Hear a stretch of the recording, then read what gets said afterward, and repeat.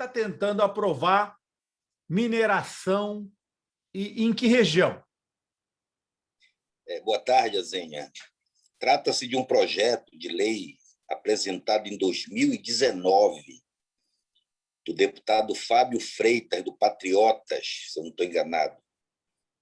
E esse projeto pretende alterar uma lei de 2002 da Assembleia Legislativa, à época, inclusive, enviada pelo Executivo do Pará. E essa lei criou a APA de Tucuruí, a Área de Proteção Ambiental. É uma área gigantesca, talvez caiba alguns estados dentro dela. E ela veio no rastro de toda aquela mobilização, debate acerca dos impactos em toda a área de influência do Lago de Tucuruí, gerado pela hidrelétrica de Tucuruí, e que alterou profundamente o ecossistema da região, alterou o curso de rios, não é? E isso levou a uma mobilização das comunidades, dos municípios, para que se criasse um tipo de proteção para o que restou de recursos naturais e, ao mesmo tempo, proteger estas áreas de futuras explorações não sustentáveis. Esse PL de 2019, do colega deputado Fábio Freitas, do Patriotas, ele pretende alterar um inciso. Este inciso é justamente aquele que, abre aspas, proíbe a extração e a lavra de minérios de qualquer espécie na área de proteção ambiental do Lago de Tucuruí, fecha aspas. Deputado, que minério que tem nesse entorno e qual é a empresa que está interessada, que está por trás? Porque o deputado não está fazendo isso por conta própria, provavelmente não é ele o minerador. Quem que está interessado nisso? Olha, Zênia, é uma coisa ainda a descobrir. Esse projeto estava tramitando de uma forma muito sorrateira, não é? Uhum. Graças a Deus que eu estava presente na reunião da Comissão de Fiscalização Financeira Orçamentária, que já estava apreciando em caráter terminativo o projeto, e eu pedi vistas. Eu estou analisando o projeto com cuidado e convoquei uma audiência pública virtual para quinta-feira, às 10 da manhã. E nesta audiência virtual nós vamos ouvir o órgão que cuida das áreas protegidas do Pará, do estado do Pará. É bom que se saiba que aqui se está tratando de um território do Pará, sob a gerência e a autoridade do governo paraense. Não se trata de terra federal, não é? E, por outro lado, essa audiência virtual vai reunir especialistas, autoridades, para debater a questão e as comunidades. É impressionante como ainda não se aprendeu que não se altera assim regras já estabelecidas e que foi fruto de uma luta de anos das comunidades, das lideranças e do próprio povo paraense, não é? Eu acho, Deputado, por que não Opa, autorizar a mineração ali na região, se pode se criar empregos, por exemplo? olha, essa questão do emprego é sempre vendida como um grande abre-alas para justificar essas medidas extremamente inoportunas, agressivas. Na verdade, hoje essas áreas incorporam de 4 a 5 municípios, dentro de 4 a 5 municípios, existem milhares de moradores já trabalhando nessas áreas, não é? E não se pode trocar esta estabilidade do ponto de vista ambiental e social, uma instabilidade que será gerada pela entrada violenta de máquinas, de hordas de trabalhadores arregimentados, muitos, inclusive, de forma análoga à escravidão, para alguns dias de exploração e depois vão embora, deixando um rastro de destruição. Deputado, Primeiro, temos. eu queria que o senhor falasse um pouco agora no plano geral, né? usando o Carajás como exemplo, Carajás deu retorno para a região que se esperava? Olha, muito aquém do que poderia ter devolvido, né? Eles sempre devolvem algo, mas comparável com aquilo que fica como prejuízo imediato e futuro, é algo que precisa ser discutido. Aliás, eu quero te dar uma notícia de primeira mão. Hoje, se completaram as coletas de assinatura na Assembleia Legislativa, eu, inclusive, fui um dos primeiros a assinar, para criar uma comissão parlamentar de inquérito no Pará, que será inédita, para investigar a empresa Vale do Rio Doce, no Pará. Isto, oportunamente, inclusive, instalada a CPI, eu acho, inclusive, que nós poderemos fazer uma cobertura quanto a isso. Mas o Pará, para você ter uma ideia, ocupa a 18ª posição no ranking nacional de PIB per capita. E, ao mesmo tempo, ele é o 11º, a 12º em PIB geral.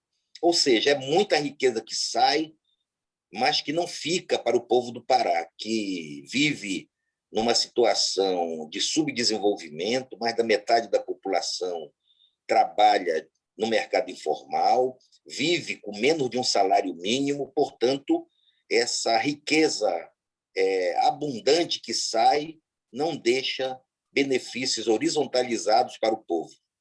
Pois é, né, deputado? Disse que Xangai, na China, foi construído com minério do Pará, assim como disse que a Segunda Guerra Mundial foi vencida com o manganês da Serra do Navio, lá no Amapá. E como o senhor vê no complexo, assim, além do Pará, como o senhor vê esse ataque da mineração repentino?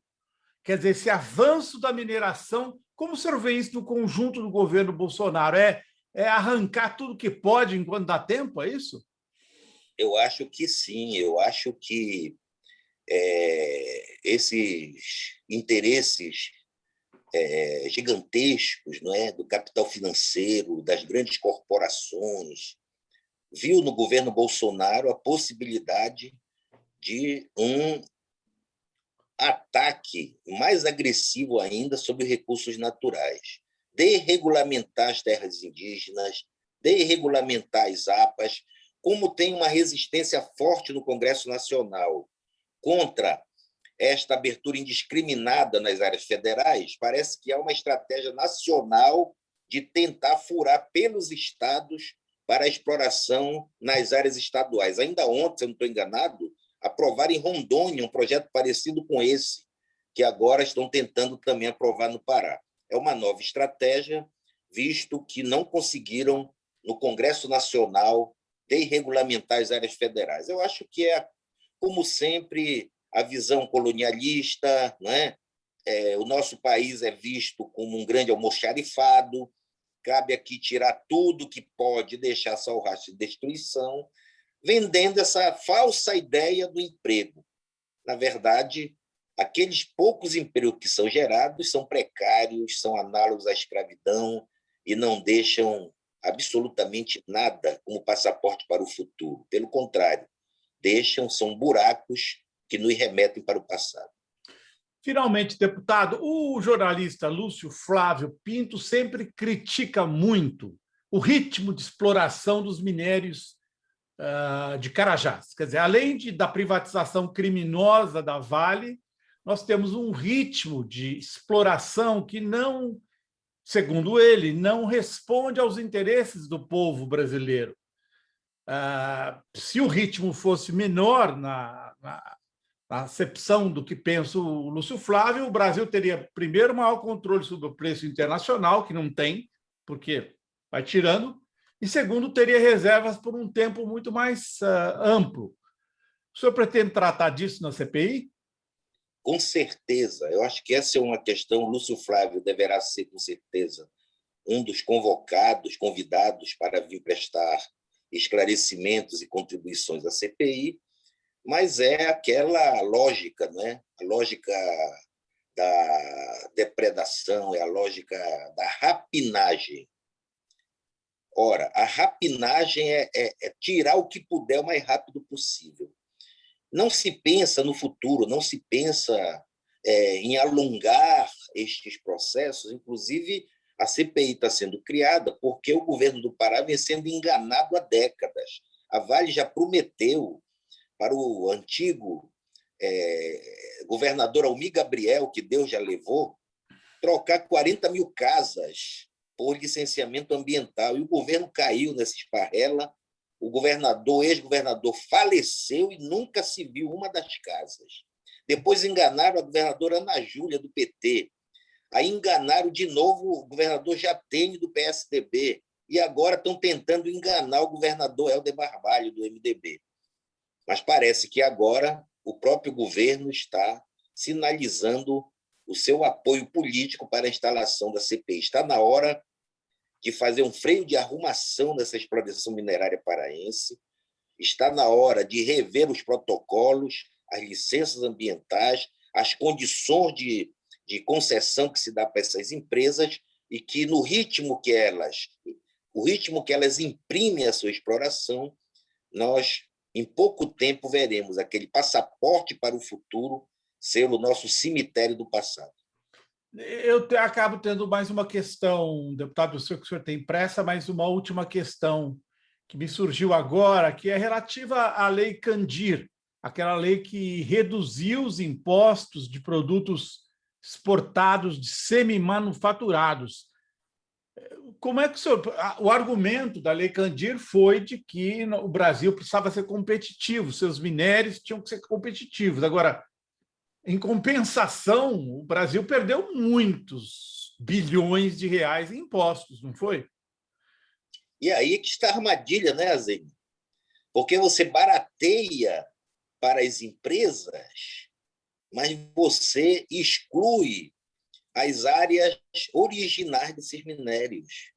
Ora, essas empresas não têm interesse em verticalizar a produção no país, em verticalizar a produção nas áreas de extração, porque é mais barato exportar e, em volume, também muito mais vantajoso, sem beneficiar, sem verticalizar, porque elas estão isentas de impostos. Foi um crime de lesa pátria, a meu ver, ainda no governo do PSDB no país, e que, infelizmente, o Estado do Pará entregou de mão beijada, sem cuidado devido, esta que poderia ter sido uma grande chance, não é?